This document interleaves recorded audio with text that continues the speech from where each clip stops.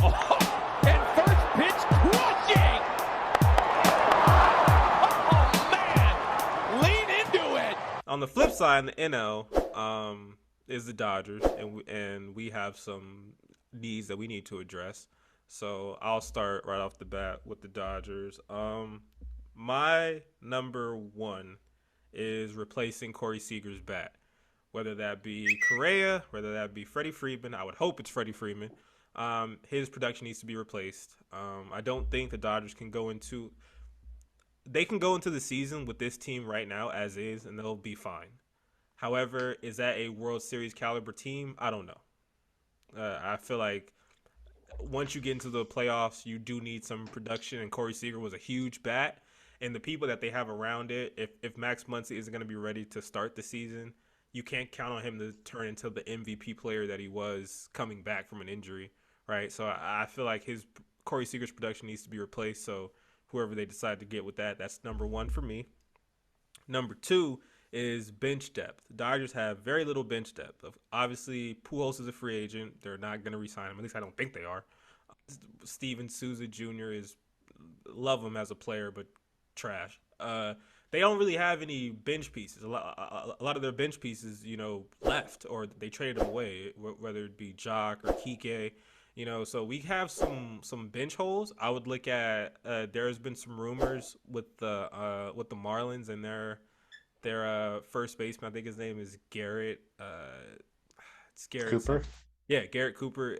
He's a very interesting piece because he mashes lefties, and he could definitely be a depth piece. I think he's on his last year of his contract with the Marlins, so that could be a very interesting piece. Also, I think they were linked to Josh Harrison of the Nationals. Dodgers need some depth because after Chris Taylor, it's very thin on their bench. So that's the number two, and then the biggest, I'll save the biggest for last, is pitching, but most importantly, figuring out what you're going to do with Clayton Kershaw. Is he going to retire? Is he going to extend? Like, what's going to happen with that situation? I think he's, and I don't think it's any fault of his, but I think he's holding up a lot of the Dodgers' moves because I feel like the Dodgers would have been more aggressive on pitching if they knew what was going to happen with him. But since they don't, I feel like they're still kind of waiting in the wings to see what's going to happen. So I feel like that's why they weren't as aggressive for even a Syndergaard. Because they're sitting there like, well, we can't just sign these pitchers because at that point, if he does want to come back, what the hell? Like, we have to pay him at that point, So I would say figure out what they're going to do with him. If he chooses to leave, let him go. And then we have to be aggressive in the trade market because I don't think there's any starters besides Rondon.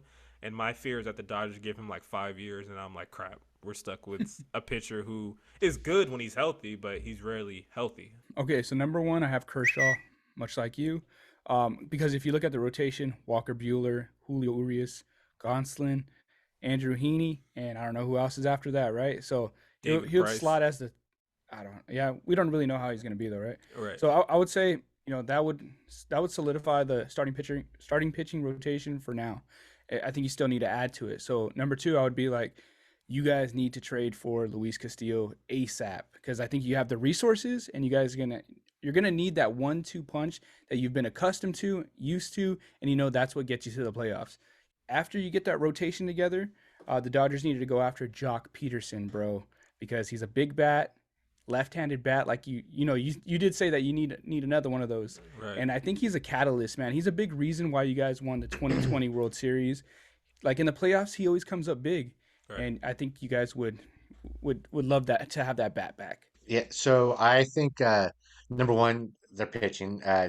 They lost Scherzer. Who knows what's up with Kershaw? May's injured still. Gosling was messed up all last year. So they need starting pitching. I agree. They have the resources to trade for Castillo.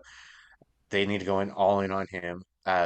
Second, Jock Peterson. They do need bench depth, and Jock Peterson, he left, and it showed the Dodgers what they were missing when he left. It was like, hey, look, I'm over here getting a World Series now, just as well.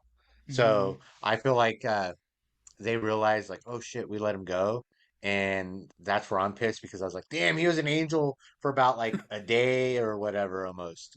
Third, I feel like, they need they need to figure out what they're going to do with Kershaw. Kershaw needs to make that decision. Like you said, previous episodes, the Dodgers said he's welcome back, and they can't bring him back like, oh, hey, we got $1 million left for you. That ain't going to cut Right. it.